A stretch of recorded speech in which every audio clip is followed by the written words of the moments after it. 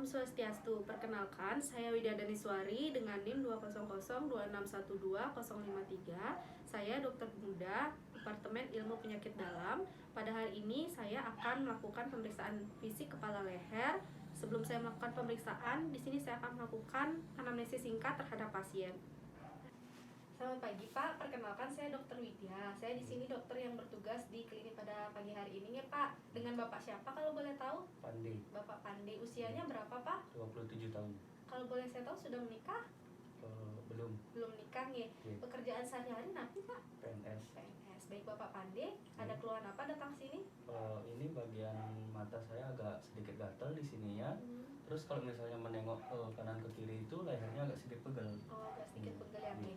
Jadi berdasarkan keluhan yang Bapak Pandi alami di sini saya perlu untuk melakukan pemeriksaan fisik kepala dan juga leher, Pak. Nah, pemeriksaannya mungkin agak sedikit tidak nyaman karena nanti saya akan melihat dari mata sampai juga dari atas kepala sampai juga ke leher Bapak, dan juga mungkin akan melakukan beberapa perabaan di daerah tersebut. Apa sekiranya Bapak bersedia? Bersedia. Ya, bersedia nih, Pak. Nih. Bapak silakan menunggu di sini sebelum saya melakukan pemeriksaan. Di sini saya akan menyiapkan alat dan bahan terlebih dahulu dan mencuci tangan prosedural terlebih dahulu ya Pak.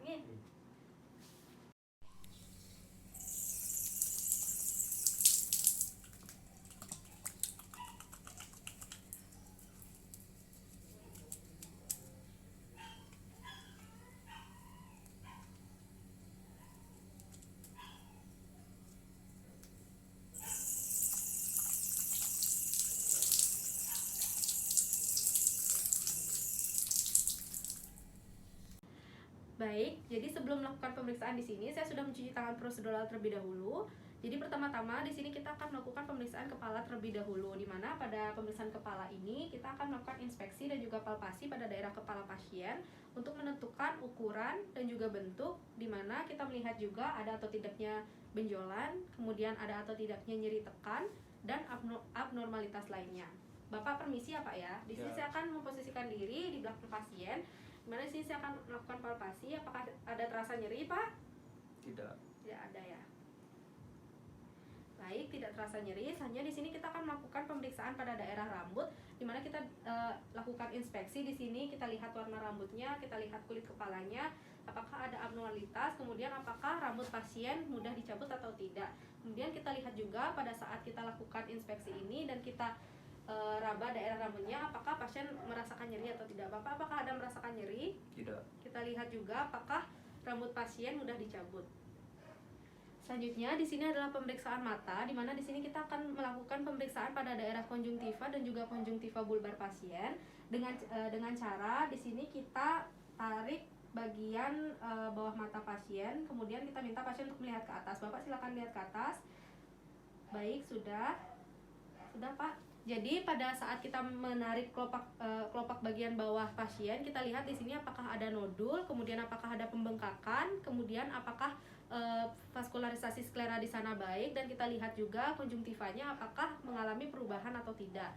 Kemudian selanjutnya di sini kita akan melakukan pemeriksaan pada konjungtiva bulbar pasien dengan menggunakan teknik di mana kita menekan bagian bawah mata pasien menggunakan jempol dan menarik bagian alis pasien menggunakan tangan yang lainnya. Kemudian kita lihat kondisi konjungtiva bulbar apakah mengalami abnormalitas. Baik, selanjutnya di sini kita akan melakukan pemeriksaan wajah dan juga kulit wajah. Pertama-tama kita meminta pasien untuk membuka maskernya terlebih dahulu. Bapak silakan dibuka maskernya. Di sini kita lihat wajah pasien mulai dari simetrisitasnya, bentuknya. Kemudian kita lihat juga ekspresi dari pasien, apakah ada abnormalitas atau tidak, apakah ada garis bibir yang lebih tinggi atau ada garis alis yang lebih tinggi atau tidak.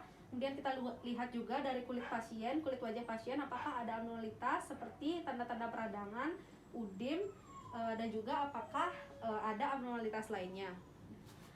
Baik, untuk pemeriksaan selanjutnya adalah pemeriksaan pada daerah telinga, di mana kita di sini melakukan inspeksi menggunakan pen light, di mana di sini kita lihat bagian dari daun telinga pasien apakah ada abnormalitas, apakah ada tanda-tanda edem seperti kemerahan dan juga pembengkakan. Kemudian sini kita lihat juga dari liang telinga pasien, di sini apakah ada cairan atau apakah ada abnormalitas lainnya. Selanjutnya kita lihat juga keadaan dari membran timpani dan juga liang telinga pasien. Kita lihat di sini apakah ada anualitas, apakah ada tanda-tanda radang seperti edem dan juga pembengkakan atau kemerahan. Dimana kita di sini juga melakukan penekanan pada daerah tragus pasien. Bapak, apakah terasa nyeri, Pak? Tidak. Tidak.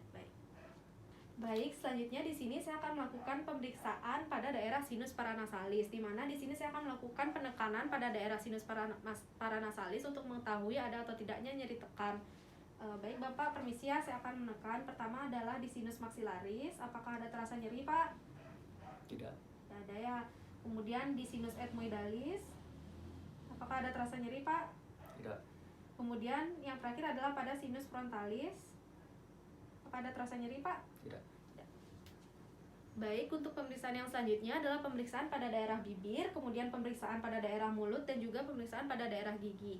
Yang pertama, di sini kita lakukan inspeksi pada bibir pasien. Kita perhatikan ada perubahan warna, apa ada atau tidaknya perubahan warna.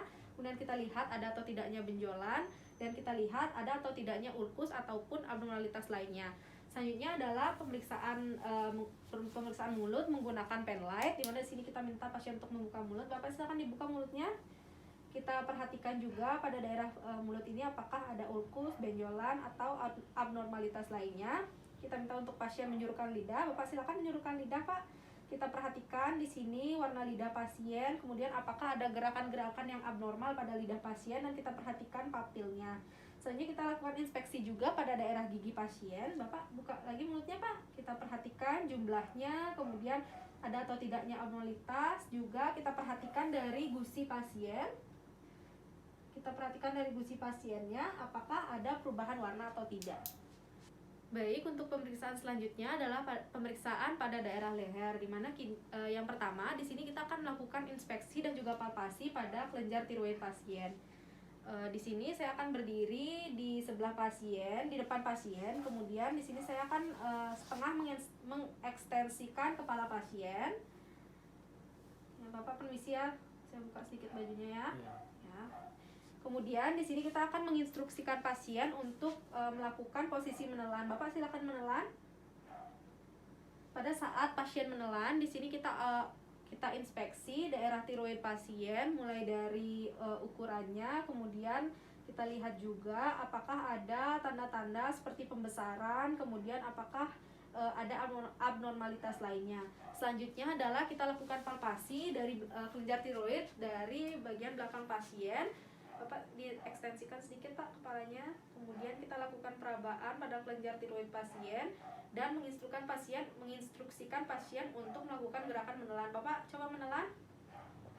Pada saat kita lakukan palpasi, kita lihat juga, kita pastikan ukuran dari kelenjar tiroid, kemudian apakah ada tanda-tanda seperti pembengkakan, kemudian kita lihat pulsasinya, dan apakah ada tanda-tanda peradangan.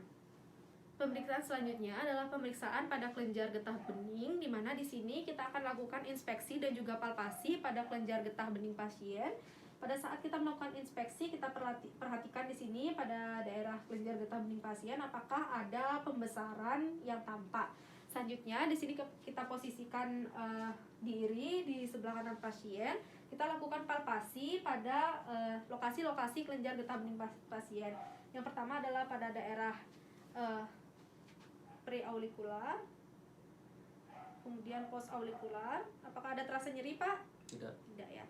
Kemudian pada daerah oksipital, apakah ada terasa nyeri, Pak? Tidak. Tidak. Kemudian pada daerah tonsilar, apakah ada terasa nyeri, Pak? Tidak. Kemudian kita lakukan pemeriksaan juga pada submandibular, apakah ada terasa nyeri, Pak? Tidak. Kemudian pada maxillaris, ada terasa nyeri, Pak? Tidak. Kemudian kita lakukan juga pemeriksaan pada cervical superior. Ada terasa nyeri, Pak? Tidak. Di cervical posterior, apakah ada terasa nyeri, Pak? Tidak. Kemudian kita lakukan juga pada kelenjar getah bening pada daerah supraclavikular. Apakah ada terasa nyeri, Pak? Tidak. Tidak. Baik, untuk pemeriksaan yang selanjutnya adalah pemeriksaan tekanan vena jugularis atau JVP, di mana di sini kita terlebih dahulu memposisikan pasien dalam kondisi tidur terlentang dengan menggunakan bantal untuk membentuk sudut 30 sampai 45 derajat. Kemudian di sini kita akan melakukan penekanan pada daerah vena di dekat klavikula dengan tangan satunya, kemudian tangan yang lain kita gunakan untuk melakukan penekanan pada vena daerah dekat mandibula dengan cara mengurut dari bawah menuju ke daerah vena dekat mandibula. Selanjutnya kita lepaskan tangan yang berada pada vena klavikula. Di sini kita lihat bagian vena yang terisi pada saat terjadinya inspirasi biasa. Selanjutnya di sini kita tandai. Kemudian kita di sini akan mengukur bidang datar yang sejajar dengan angulus Ludovici.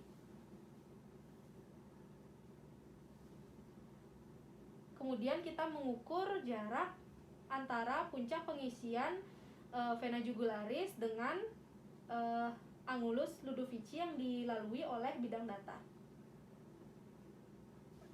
Jadi untuk pemeriksaan selanjutnya adalah pemeriksaan arteri korotis, di mana di sini kita akan memposisikan pasien dalam keadaan tidur terlentang dengan badan yang membentuk sudut 30 derajat.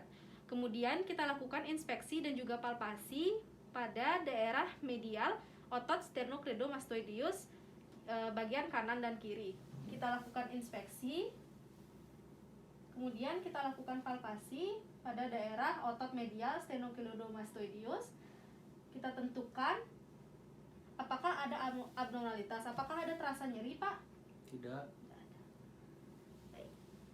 Baik, untuk pemeriksaan fisik kepala dan juga leher telah selesai dilakukan. Di sini setelah melakukan pemeriksaan fisik, saya akan melakukan cuci tangan prosedural terlebih dahulu. Kemudian di sini saya akan menyampaikan hasil pemeriksaan kepada pasien dan memberikan edukasi terhadap pasien.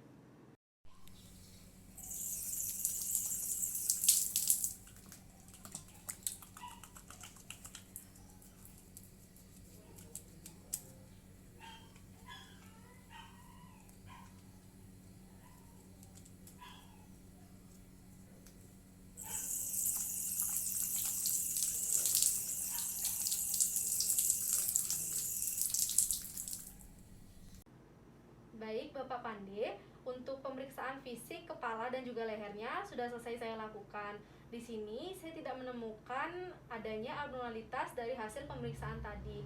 Jadi berkaitan dengan keluhan yang Bapak Pande alami tadi, di sini saya akan mengajukan untuk melakukan pemeriksaan penunjang, di mana nanti di sini Bapak Pande akan saya rujuk ke dokter spesialis yang kira-kira memungkinkan untuk melakukan pemeriksaan penunjang tersebut. Apakah sekiranya Bapak Pande bersedia, nggih? Bersedia. Ya, apakah ada pertanyaan mungkin sampai saat ini, Pak? Sudah cukup. Baik, Bapak, terima kasih atas waktunya. Selamat pagi.